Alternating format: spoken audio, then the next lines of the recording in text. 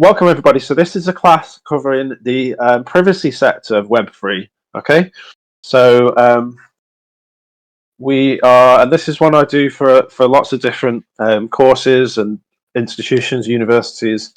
But as I said before, if there's anything that you of any new technologies that you heard about that maybe we could add into the knowledge that's in here, then feel free to just unmute and let us know as we go through the course. So, for those that weren't around for the DAO classes earlier in the week, here's a little bit about me. My name's Bryn. I have a background in real life product development, in the health, food, and fitness industries mostly, and in e-commerce. I was trying to automate some of the more boring aspects of supply chain management when I was developing new products. So I was looking at smart contracts to handle some of those tasks. What goods tracking and warehouses and things like that.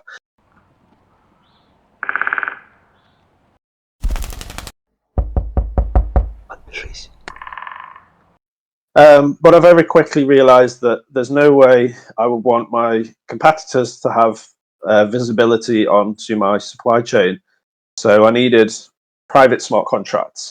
And at the time when I was doing my research into this space in 2020 to see what we could use for our e-commerce business, there wasn't many solutions out there, and the only one that had privacy preserving smart contracts on mainnet was the Secret Network. And as I read more and more about that, decided to get involved and start working there. So I started working in initially in tech support, essentially helping people when they had issues, and via helping people with technical issues on the chain, I learned more and more and more about how it operated and what special qualities it had. I went on from that role to move into running the awareness committee, which was like marketing, and then from there I went on to co-found a DAO called Secret Agency. So some of you in the class are secret agents, I think, and some people in GOV.DAO are former secret agents as well. And I kind of led the business development side of the Secret Agency DAO.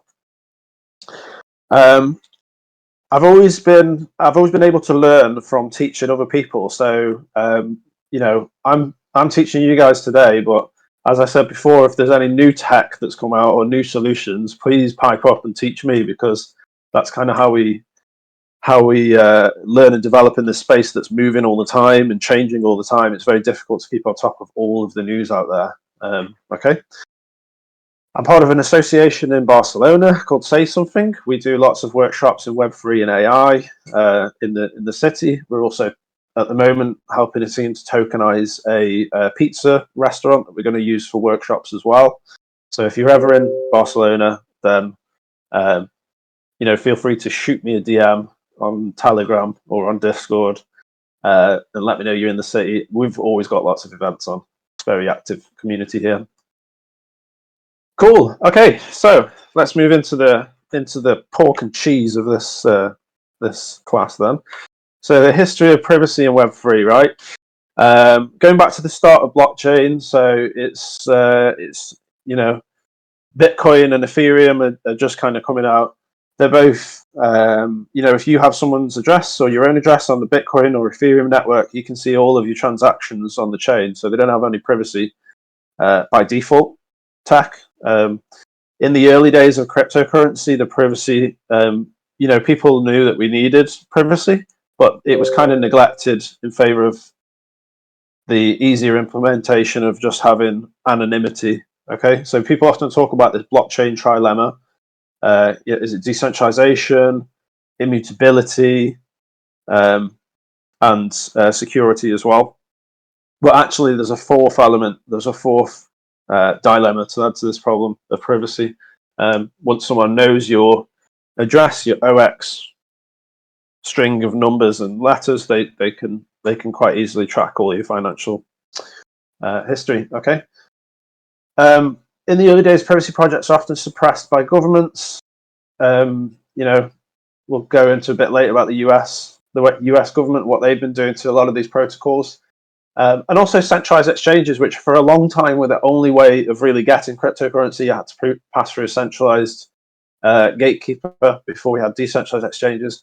And over time, as regulations have got tighter, because those guys have legal entities in jurisdictions that don't, if they've got a central bank, they don't necessarily agree with cryptocurrency. They've been delisting the projects.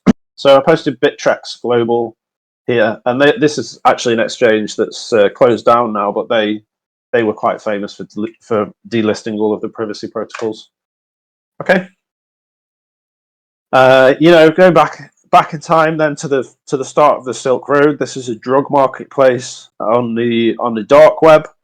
People used to use Bitcoin to buy drugs on that website, and over time they realized that using Bitcoin probably not the smartest choice if you're doing illegal activities, because as soon as the cops have got your address and they can track where the money's been sent to, where it's going through the centralized exchange, which has got your passport, then you're going to get caught quite easily. So actually, the Silk Road uses Monero now, I believe, or the Silk Road is closed, but the new marketplaces use Monero. As soon as they closed Silk Road, there was like 100 more opened up immediately. Similar situation with Tornado Cash, which was a mixer on. So this is where funds are sent into the DApp, and it mixes up all of the transactions, so it's very hard to see where the funds came from and who has whose money, kind of thing. Tornado Cash devs were famously arrested, and straight after that, 100 more forks of Tornado Cash opened up. Okay.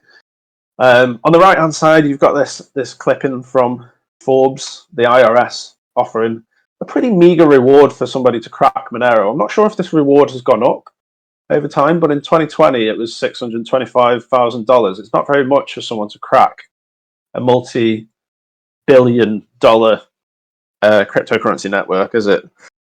So I would be very surprised if that was still the amount. Okay, so guys, and this is the part where you unmute or chat in the chat. What is the first thing that comes to your mind when you hear private cryptocurrency?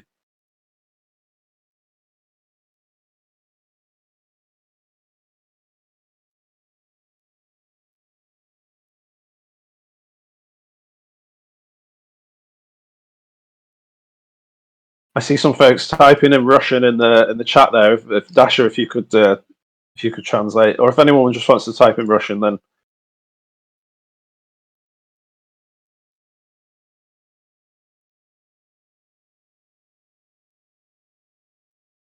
Dasha, what do you think about? What's the first thing that comes into your mind when you hear private cryptocurrency?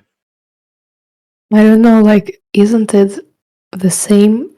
Cryptocurrency is already private? Am I wrong? It's anonymous, but it's not private. But a very good answer. Sorry, go ahead. I think private means that it's not possible to distinguish from whom and to who the cryptocurrency is sent. That's I guess that's what I said. Yeah, well, if you consider exactly. So there's a distinction there between anonymity, which is like Bitcoin, where your address is anonymous, but if someone knows your address is linked to your ID, for example, then you're not anonymous anymore. So yeah, you were right. Actually, private cryptocurrency is sending and receiving funds in a private manner where people can't track it. But we could dive a little bit deeper into that and say, what if we want some people to be able to track it? Because maybe we are a business that needs to be able to pay taxes and be compliant with taxes, but we don't want everybody to be able to track it. Okay? Or what if we don't just want to send currency? What if we want to do other things as well? What if we want to take insurance positions or have credit scores and this kind of thing? Okay? So we'll go into that a little bit later. This is a chap called David Showroom. He said privacy is intimately tied to human potential.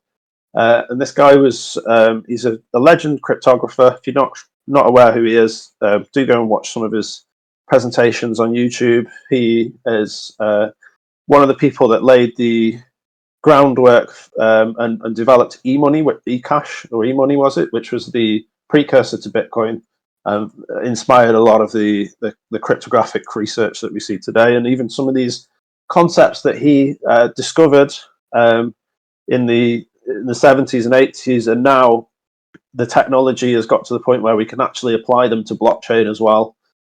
So it's kind of interesting to see this chap's theories being applied to technology so far into the future. Okay, but it's true. The technology and the Web3 industry has a huge barrier to adoption because of privacy. If we don't have protocols, decentralized applications that build with privacy features, then just not competitive with what we've already got in the Web2 world, right? It's you can't run a competitive business with a fully public operations, in my opinion. Okay, let's look at Bitcoin. Bitcoin is private until it's not. We talked about that before. Once someone knows your address, they can track your interactions. It's arguable that KYC on centralized exchanges has destroyed Bitcoin anonymity. Actually, a lot more regulations are coming out about KYC now. We're probably going to see more and more decentralized applications integrating KYC. I've just participated in a pre-sale this morning for a project, and I had to do KYC on a decentralized launchpad. So that's gonna probably expect. Over at GOV.DAO, we work with a lot of projects that are trying to figure out legal and regulatory issues, and this is one of the biggest areas is KYC integration. So people are looking at ways to integrate zero knowledge proofs into KYC. I just did one today called ZK-Me, and now I've got this zero knowledge proof that I've passed KYC. I don't have to go uploading pictures of my passport and my face to like every janky ass launchpad website that I go to invest in pre-sales. So that's good. as long as they work with this ZK protocol, I don't have to do that. The same is true of all of the public by default chains. Okay, so these are true of Ethereum and Binance Smart Chain, Solana. All of these are public by default chains.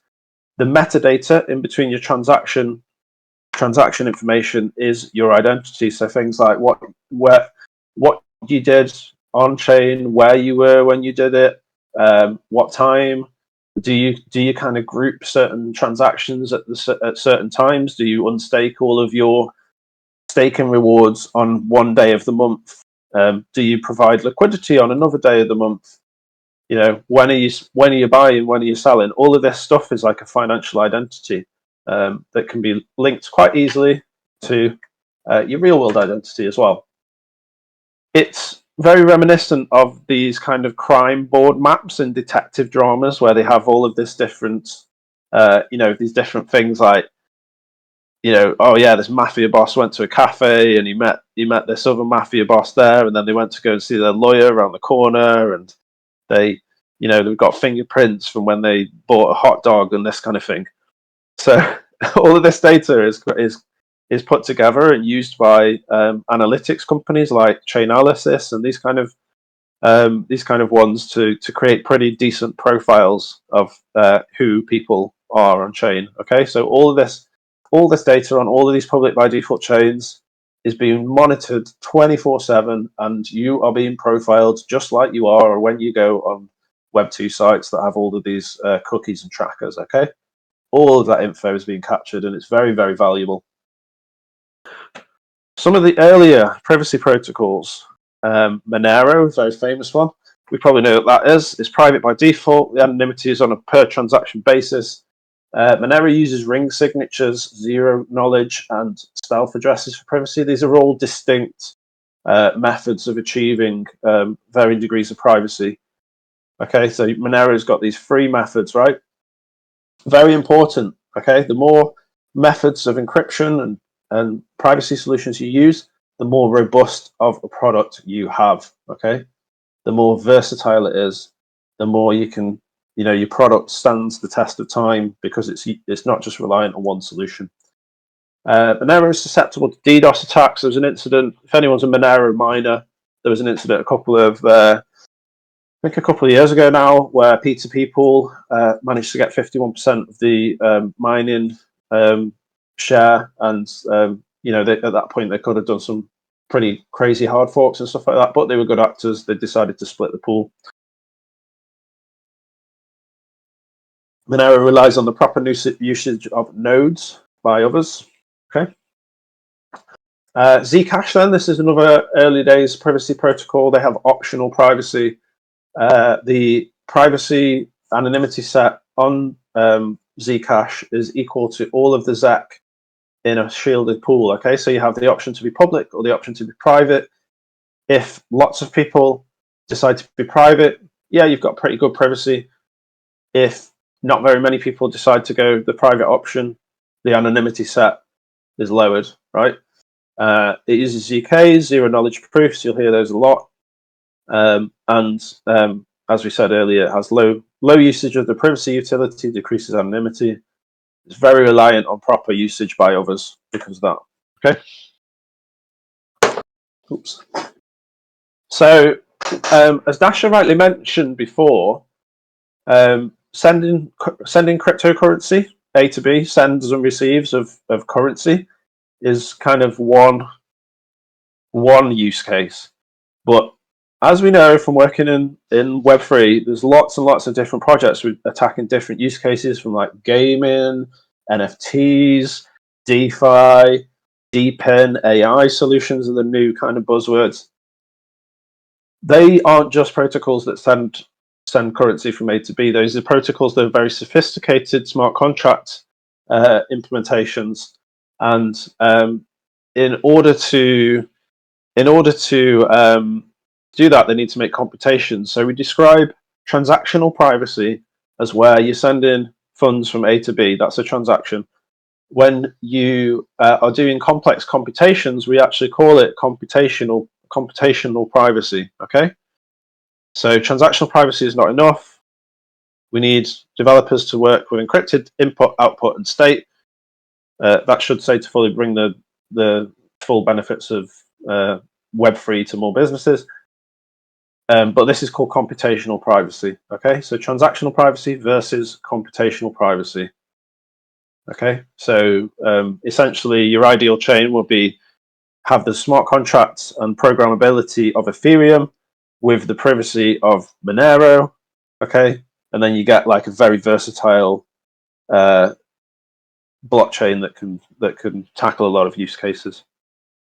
The graph underneath the text is and this is from 2023, I believe, and this is maximum extractable value. So this is where whales have paid more in gas fees to have their transactions executed before people who are doing things like swaps or DeFi activities. Okay, so the one who pays the most gas gets their transaction executed faster, and because the whale or the miner can see all of the transactions in the mempool that are waiting to be processed, they can target where people are doing swaps and things like that.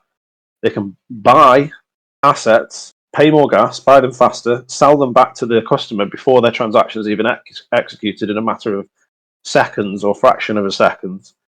It's a huge industry, and the only reason this is able to persist and all of this value is able to be extracted, essentially, you could call it stealing from people because they're quoted a price and then they get a different execution price, is because all of this information is public by default. So it's quite an inefficiency here. You can see 675 million in 2023. I'm sure that after the last pump, this number is a lot higher. Okay. Why do we need privacy? Let's fast forward 5 or 10 years. Smart contracts are the new financial system. We're using them everywhere for everything. Imagine buying a cup of coffee and the cashier is able to see how much crypto you own, how much fiat you own, how much stocks, where your real estate NFTs are. You know, you'd have to have a different wallet for every coffee shop that you go to. Okay.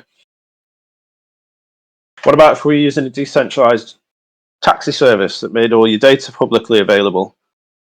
You know, the taxi driver can see your home address, where you go to work, and he can also see your bank account as well. It's not very secure, especially for high net worth individuals. Okay, so there's lots of different reasons why we would implement privacy into a Web3 application. You know, censorship resistance. So the less information that you have to be exploited. We can talk about attack vectors as well, in terms of like information as an attack surface. So the more metadata you have out on chain, it gives you know, hackers and people who do that kind of stuff more of an attack surface. The feature parity with Web 2. So you know, your messages on WhatsApp or on social media products are not actually visible to anyone else that's not your friend, for example, that you're having a direct conversation with.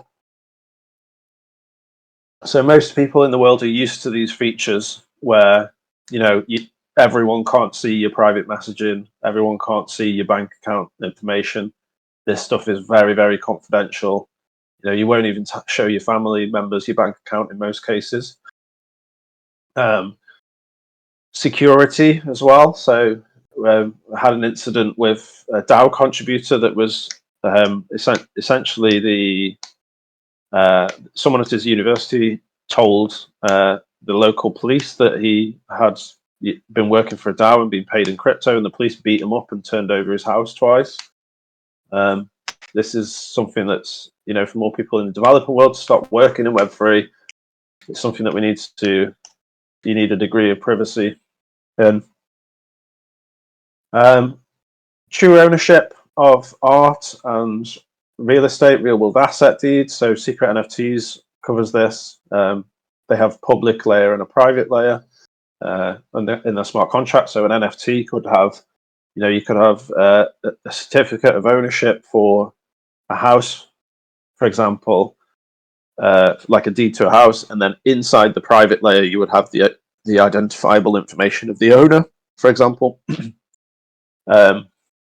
Sometimes we want to disconnect from our action history. So if we've been involved in a particularly degen play on the Solana chain, we've been investing in all of these bonk dog coins, and it's time to disconnect from that action history. And you know, we want to move the money that we've made there into some like more serious DeFi protocols. We might want to create a disconnect there, so that the you know, the meme coin protocol spammers that fill your wallet with shit coins cannot see your where you've sent your funds for your actual wallet. We might want savings accounts. We might want debit accounts. We might want credit accounts. All this different kind of stuff. We might want to disconnect. Okay. So some other use cases for private smart contracts then: payments and transactions. So cross-chain cryptocurrency transfers. There's a really cool protocol called Houdini Swap that's got like private cross-chain swapping on like so many different chains. I'll actually show this because it's really cool. So this is quite new, but when I first made this slideshow, this wasn't out. But look, it's privately swap Swindle Bridge with magical ease, and you can literally connect to so many different chains here. I haven't dived into the docs, so I'm not sure if there's like centralized elements or what the security level is. Use this at your own risk if you are going to use it. But just the amount of different chains that it's connected to, so like Monero and Solana, for example, is incredible. So you can bridge between these different networks. It's very difficult to do this previously. Let's see what goes on here. We want to go Solana, send 1,000 XMR. Okay, so it's telling me that the quote is over 50k USD. There we go. I'm not sure if this is a good value for money or not, but I'm sure I could proceed and send Monero into this swap and receive Solana. So that's one use case that these guys are trying to solve. Receiving cross-border payments, so remittances is a huge industry. We're disrupted by a privacy-preserving protocol. Buying and selling goods and services online. We do this at our business with legal and regulatory services. Trading and exchanging tokens. You don't want to be trading tokens publicly. With everyone able to see all of your positions. It's just not going to make you very competitive as a trader. Dark pools are a massive thing in the TradFi world. Most banks transact in private OTC pools that everybody else can't see, so they don't disrupt the market price too much. Data, so you've got decentralized cloud storages, data marketplaces, private computation. There's a project called Jackal that's tackling this use case. Decentralized machine learning and deep learning use cases as well. You don't want, so at the moment, you can't really give sensitive information to ChatGPT, for example. It's bad to do that because we don't know what OpenAI is doing with all that sensitive information that's been probably people are just uploading their personal identifiable information into ChatGPT all day and all night, and they have no idea what's going on with that data, just because it's so useful to have like really fast content creation and things like that. Internet of Things and related DApps. So this is now called DeepIn, I believe, is the latest buzzword for that. But you don't want your toaster company to be able to know all of your financial positions either, or your doorbell, for example, shouldn't be really connected to your bank account. That's just silly.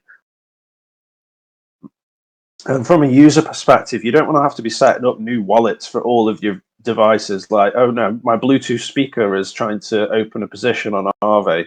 I'm going to have to create a new wallet for that and manage my Bluetooth speaker with a separate wallet and pay gas every time.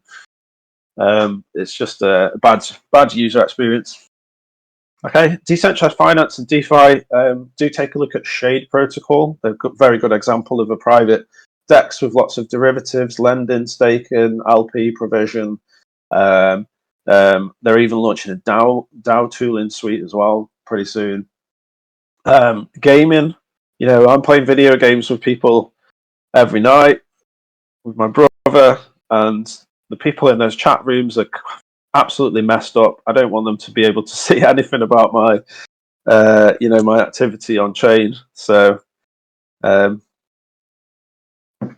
you would want degrees of privacy for your items on chain in the game. Sorry, so like let's say you have a powerful sword in a fighting game.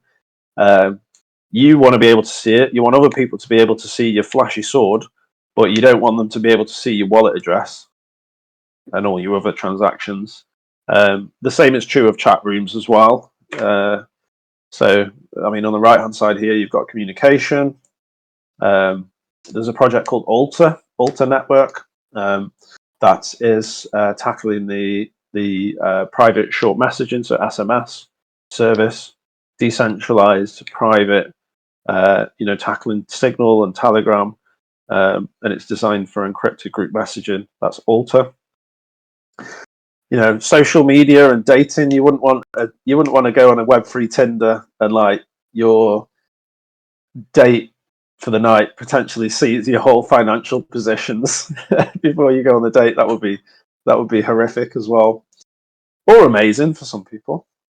But yeah, you get the idea. And art and digital media as well. Obviously, we know that NFTs are great for artists, but anyone can just right click and copy and paste those and just mint them themselves. There's nothing stopping them from do that.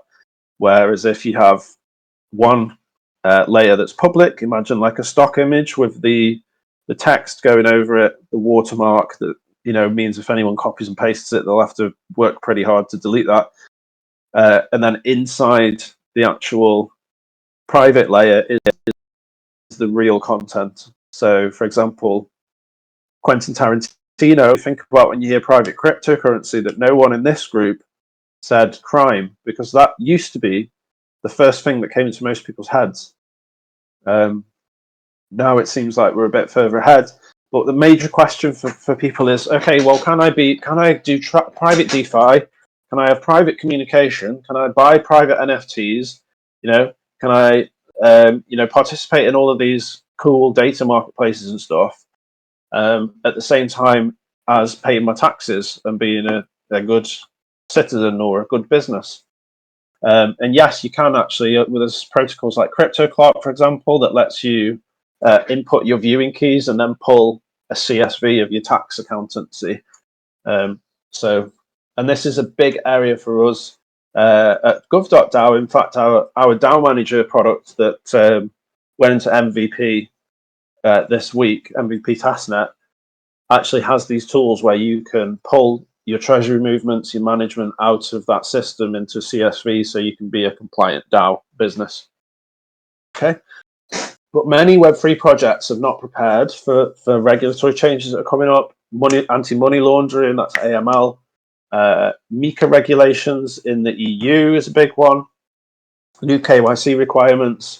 All of these regulations are getting tighter around the world, and this is a big market for us. So we at Gov.DAO, we join other DAOs as an in-house advisory on these legal and regulatory issues, and we help them to overcome them. So we help them to set up corporations. We help them to get VASP and CASP licenses, which is virtual asset service provider licensing. We help them to set up bank accounts. We help them to get all of the things that they need to operate as businesses, and compete with traditional enterprises. Okay, so there's a little infographic of kind of a little frameworking method that we use there. It gets a lot more complex than that on the right hand side, but that's what we do. We help to solve these issues, and we're very busy because lots of Web3 projects are set up without those issues being covered. Okay, so if we think back to Monero and their usage of 3 different privacy methods, in terms of, that's good for transactional privacy. So on Monero, you can send money from A to B, Monero, but you can't do any private smart contracts. So in terms of private smart contract solutions, these are the 4 main ones. Okay, so I'll just go to the bottom right-hand side to zero knowledge proofs first, because that usually is the one that people know most about. ZK was like a big buzzword over the last couple of years for VC investments. There's lots of ZK projects. In zero knowledge proofs, you do the computation yourself and you prove that it's been done correctly. It's fast and secure, but it's hard to combine data. It's very hard to have a multi-sig with zero knowledge solution because, as I understand it, there's only a verifier and a prover, and this is very top level. I'm sure if there's some ZK cryptographers in the room, they'd be able to go a lot more in detail about that. But we've only got a limited amount of time today. But yeah, zero knowledge proofs basically is cool, but hard to have multi-sigs. Trusted execution environments. You're encrypting all the data is passed to so you're encrypting the data going in to a trusted execution environment, which is sort of like a black box within the validator node. The information is decrypted inside the black box. The computation happens over the input. Then it's encrypted again, and then it goes out.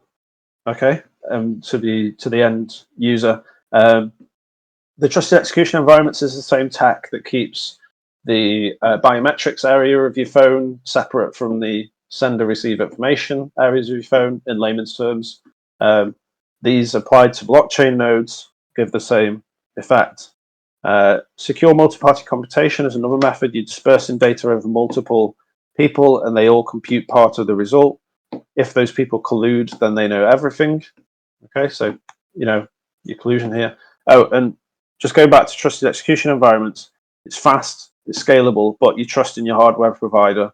So Intel SGX, Intel makes the most commonly used trusted execution environment chipset. You trust in Intel to maintain their their admin keys, basically. Okay, so there's a trust assumption there with that one. You'll see lots of projects and lots of funding coming into the fully homomorphic encryption space, or FHE. This is where you encrypt all of the data and compute over it. It's slow, it's expensive, but you never lose privacy. Now, this is often described as the holy grail of encryption, and now we're seeing lots of chains raising lots of money. But there isn't a mainnet fully homomorphic encryption solution on chain yet. There is a couple that claim that they are, but they're partially homomorphic. Okay, so do look out for that. Here's an infographic of the different privacy solution comparisons. You can see that trusted execution environments, the TEEs here, your assumption is secure hardware, but it has low computational cost, network cost, and difficulty to develop with. So you might choose your trusted execution environment for something that needs a very fast TX transaction throughput. When you wanted maximum security, you might choose a fully homomorphic encryption solution. Okay, that has high computational cost, is going to be slow, is going to be difficult to develop with, but you get maximum security. You might throw in some ZKs into that as well. So you're using these have all got strengths and weaknesses, each of these privacy solutions. And the goal when you're creating a good product is to, offset the weaknesses and work to the strengths of each of these solutions. So, for example, some enterprises need fast transaction speed, like supply chain management. We need to be able to know that orders are in the warehouse fast, because then we can send more orders and make more money. Private DeFi and payments, you need fast trading, high frequency traders. In the TradFi world, companies will pay billions and billions of dollars just to move their office across the road from the stock exchange, because the shorter the wire is, the faster they can execute trades, and they're executing trades on a millisecond basis, right? So effective fintech and DeFi needs hyper fast transactions. It also needs to be private. Gaming as well, you don't want to be waiting 45 seconds for your loot box to unlock. That's just a bad experience. Fitness tracking, voting in a DAO, you want fast governance executions, especially if it's a DeFi protocol. Whereas some enterprises and organizations need maximum security and are less concerned with the transaction speed. Okay, so legal services, if I'm issuing a contract to somebody, it doesn't really matter if it takes a minute to arrive in most cases. ID issuance, you've only got one passport. It's not like you're going to be issuing or requesting issuance of passports every 5 minutes. Public elections, so those usually happen once every 4 years. Military and intelligence, so they want maximum security for obvious reasons. And healthcare as well. You don't want people to potentially be able to hack your healthcare information. We need a toolkit, not a tool, when we approach privacy. Okay, so blockchain is a brilliant combination of hash functions, Merkle trees, digital signatures, consensus mechanisms, anti-Sybil attacks, proof of work, proof of stake, all this kind of stuff combines into one cool product, basically, that people can build with in lots of different ways. For privacy in the Web3 space, we need a combination of fully homomorphic encryption, multi-party computation, zero-knowledge proofs, and trusted execution environments all working in harmony, okay, to provide a holistic solution. Okay, so this is an example from Secret Network. I used to work there, hence why lots of these infographics come from there. Other protocols do exist, of course, but this is just an example of these methodologies working together. Okay, so you've got your DApp here that's using on the top. He's using trusted execution environments and multi-party computation to achieve privacy. That's going out to the validators. Okay, and then the output comes out to the user. Then you've got a DApp that's using a single privacy solution like fully homomorphic or zero knowledge that's then going out to the validator. So the goal that Secret is trying to get to is have all of these solutions available. At the moment, they've got trusted execution with multi-party computation. That's on chain already. They've got a team developing a fully homomorphic chain that's called Phoenix, and then ZKs as well. There's plenty of solutions to ZKs, but the goal is to have all of these chains working in unison. Okay. Actually, we looked at the map of zones of Cosmos, and the beauty of Cosmos is that you can actually have chains with quite different encryption methods or quite different tech stacks working together. And this is just a map of Cosmos in action. All of these chains have very different use cases. Axelar, for example, is a bridge out to Ethereum. EVM networks. Osmosis is a super fast, super cheap public DEX. Okay. Secret, wherever Secret's gone today, is out here somewhere. There it is. They've got private smart contracts. They're very, very unique chains that can all communicate to each other. And Map of Zones is brilliant for this. Like you see all these shooting stars here. These are transactions in real time going back and forth between the Cosmos eco. Brilliant. Okay. Back to the slides. So going back to why a holistic approach to privacy is needed, you've got these mega corporations that have created products, brilliant products that have just taken the Web3 space by storm, like MetaMask. I'm sure all of us in the class today use MetaMask. But when they, break the trust of their users, like in this case where Infura updated their privacy policy, and it looked like they were collecting IP addresses and Ethereum addresses. This sparked a lot of controversy, and then they had to do a big kind of rollback on that privacy policy. So people get very protective of their data, and they should be by all means. Okay, so MetaMask had a bit of a reputation hit from this, and arguably some other wallets that didn't collect that information benefited. Okay. Okay, guys. So this is sort of the end. We will open it up to AMAs as well, because I'm sure people have got lots of questions.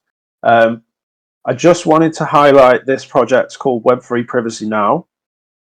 This is a project that's been done by a team of privacy guardians, privacy enthusiasts, mostly for free, mostly as a passion project, but it is an extensive database of privacy enhancing Web3 solutions. Okay, it's essentially a Wikipedia of all of the different privacy projects. You can see where they're set up, who funded them, what their encryption method is. You can see all sorts of different stuff about how you can mine or stake or validate on these chains. They have a framework for privacy enhancing DApp ideation. They help to apply for grants within the Web3 privacy ecosystem. They organize events. They also just have launched a jobs board as well. So this is, if people are interested in starting to work for a privacy protocol, then they have about 100 jobs on their jobs board. There's lots of companies hiring in this space as well. If anyone is interested in applying for any of these jobs and wants some help with that, you can DM me, and I'll help you to apply for anything. In fact, we have a lot of client projects that are also hiring as well right now for developers, front, back end, marketing positions, all sorts of different stuff. Okay. So I hope that sat well with everybody. I hope you learned something today. And yeah, this is probably one of the most important battles, the most important challenges that we face in the Web3 industry is solving for privacy. If we want this dream of like a fully decentralized, fair, and utopia world to happen, okay.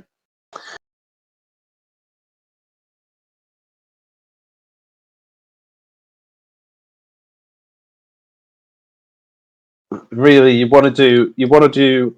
I mean, it depends. You can work out your own strategy, but how I would normally do this is send one send into the secret network and then do all of my splitting and transacting inside secret, right? And then, sending back out to the final address on Ethereum, or just keep it in secret.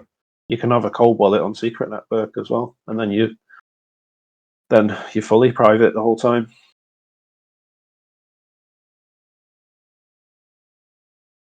Does that answer your question, Nikita? Yeah, exactly. Thank you. Yeah. Okay. So I'll give you the secret tunnel there. I can send you this IBC wallet guide as well. This is more for IBC, but let me see if there's a secret tunnel blog.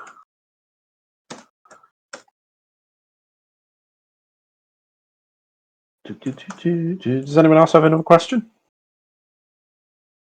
Oh, here we go. Here's a little blog on how to use that bridge.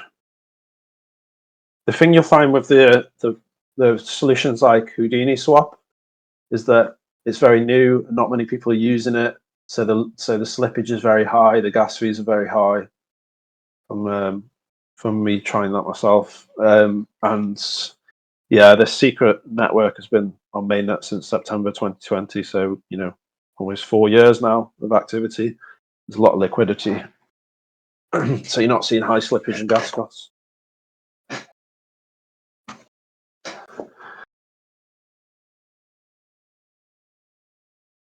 Okay, I don't think there's any more questions. So yeah, I'd just like to thank everybody for coming along today. And if you do have anything that comes to mind, then please just shoot me a DM, or you can tag me in the GOV.DAO. I'm going to stick around here. Dasha, thank you so much for having us this week for the 2 free workshops that we've done. Yeah, thank you so much for coming. No worries. I'd love to be back for the next cohort. Yeah, as well. For the benefit of those that weren't here over the last couple of classes, we over at GOV.DAO have actually got a privacy preserving DAO manager that's in testnet at the moment, and we just opened the Discord up and the Zeely up for people to come and help us to test the product and give us feedback. And we're going to be airdropping tokens to people who are early testers. So if you would like to get involved on our incentivized testnet, I've just posted a link to our Discord server. You can join there. There's instructions of how to test the product. It's very early stage at the moment, but we're inviting people in, and we're going to airdrop lots of folks who help us to test it. Very nice airdrop, because it's very valuable, the feedback that you get from these things. Okay. So yeah, a pleasure, guys. Hopefully see you in the GOV.DAO server. If not, then see you in the next class. Bye. Thank you. Bye.